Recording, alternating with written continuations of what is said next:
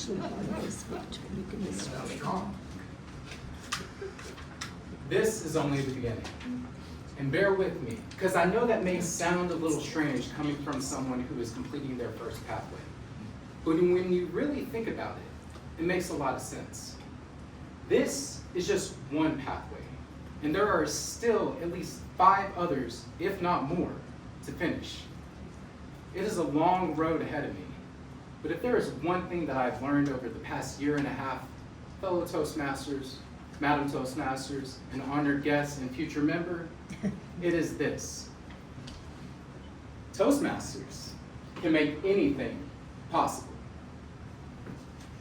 I think most individuals, wanted to see what I was getting myself into first. And when you are an atypical person like myself, when an opportunity presents itself, you have the tendency to go a little all in. If there is one thing the age has taught me, though, it is this: not to go all in before I have tasted the proverbial Kool-Aid first. With that in mind, I tasted from the red solo cup. I attended a couple of meetings, went out of town for a few months during the holidays, and came back and participated in table topics. This is where it got real. I also listened to speeches. Speeches that stirred hearts, challenged mental biases, and elevated the spirits of others when they were visibly distraught. I want to do that too. So on October 1st, 2024, I became a member of Powder Springs Toasters. Hold your applause. Within the first 2 weeks, I gave my icebreaker speech behind this podium, gripping my paper, expecting to be stabbed. Pause. It is really comical, the fear of public speaking, when you think about it. Search any site, and glossophobia, that is the fear of public speaking, comes up as the #1 fear globally, beating death. Why is that, though? According to the National Anxiety Society Center, it is because of our ancestors. Being the center of attention, evaluated, judged, often meant being ostracized from your tribe. In other words, a death sentence. In today's society, that equates to our brain's primitive fight and flight response. Unpause. Did I let that stop me, though? No. Instead, I came out of the gate swinging, talking about the one thing that anybody that initially sees me questions, especially in the South: my race. About my father, who is ancestrally from Nigeria, my mother, who is ancestrally from Britain, in a room full of people that I did not know, halfway expecting someone to rush that podium and stab me. I did it for a reason, though. I have never had a problem speaking in front of an audience or being the center of attention. I did it to challenge myself. If I could stand in front of a room full of people that I did not know and that did not know me, and talk about the one thing that triggers more emotions inside of me than you could possibly even begin to comprehend, and go back home at the end of the day, then maybe, and this is an intentional repeat, just maybe, I am in the right place. Turns out, I was. I dug a little deeper, and I gave more speeches. I presented about time and how precious it is to me, about my absolute disdain and disgust for the word mixed to describe people like myself, about my faith and the depths that I believe a person should go to in order to sacrifice themselves for others. After a few speeches, that atypical person that I mentioned, he started to rear his head. started reading the feedback and the evaluations. I think we can all agree, especially in today's society, you have to give yourself words of affirmation. To receive those words of affirmation from other people, though, that takes your confidence to the next level. Garrett, thank you for sharing your vision with us, and I hope that you achieve it. You moved the podium and commanded the room. I love the energy that you bring to this club. Here I was, just giving speeches, being the genuine, authentic person that I quite honestly do not know any other way to be. And I was starting to have an impact on the lives of others. Of course, all of the feedback wasn't positive, but it wasn't negative either. If anything, it was constructive. Edit, edit, edit.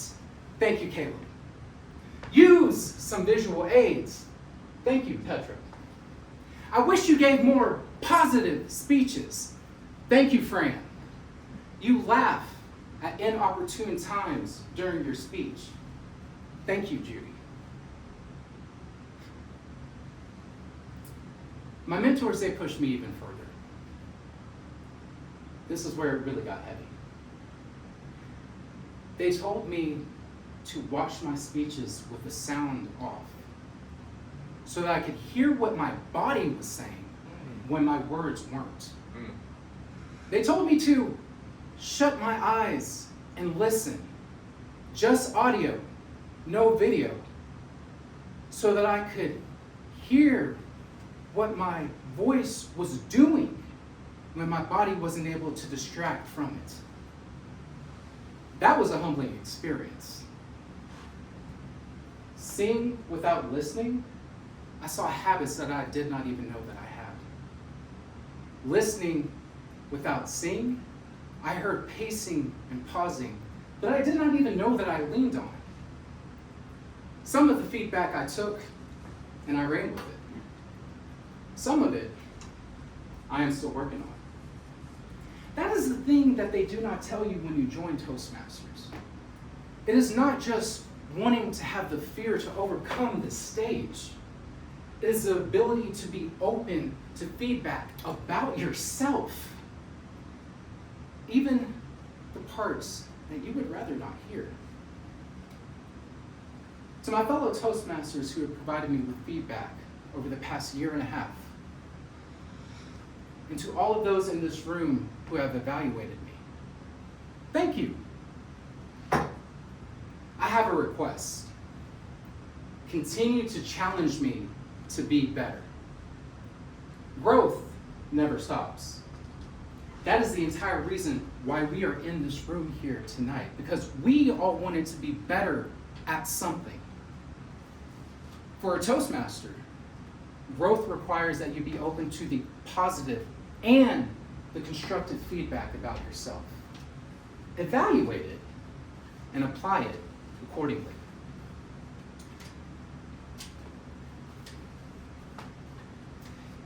If I could offer some words of advice to a new Toastmaster or someone who is starting a new pathway, it'd be the following three things. First, don't wait until you are ready. Saying, I'll start when I'm ready, is really you saying that you're comfortable in waiting. Don't be comfortable.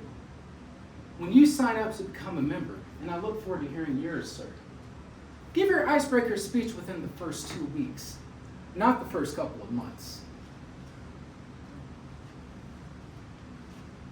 I want to let you sit with that. Lean in. Don't be afraid. Everybody is here for the same reason, because we want you to be better. We want you to grow. We want you to improve. We want you to be able to have control and confidence in your own voice. As a mentor, number two, to two amazing women in this club, I would say this to you. Connect with somebody who is a couple of speeches ahead of you and ask them if they will walk with you. As a mentor, I sat down with the individual before they did their icebreaker speech. I didn't just throw the rule book at them and walk away. Instead, I shared my experience when I did my icebreaker speech. The things that I learned, what surprised me, the trembling, the fears that I had. And here's the thing. Talk about something that you were scared to talk about. Because the reality is, that's typically the thing that is worth speaking about. Iron sharpens iron.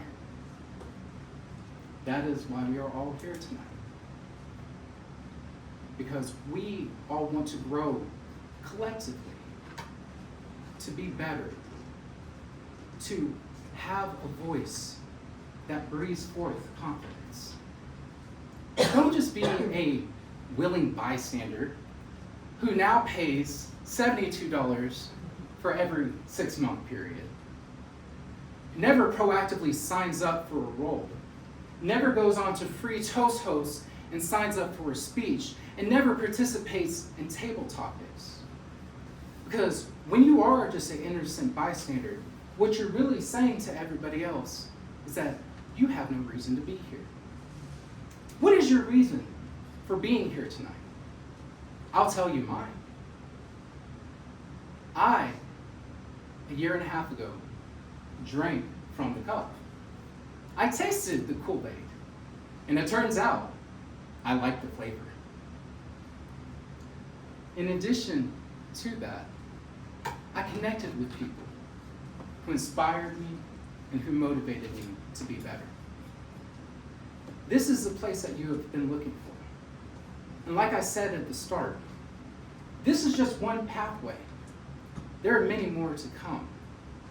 And I am going to walk them the same way that I have walked this pathway. And that is one word. All in. Thank you, Madam Toastmaster.